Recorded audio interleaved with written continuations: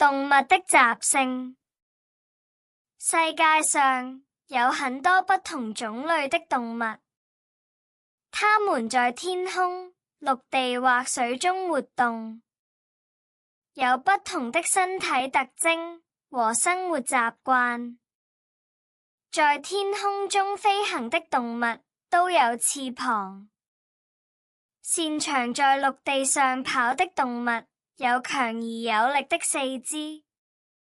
有些動物會用跳的方式移動身體，有些沒有四肢，要在地上爬行。在水中活動的動物大都用鰭游動。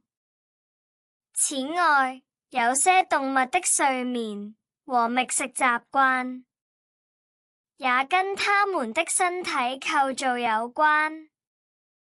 人類觀察動物的身體特徵，發明了很多產品。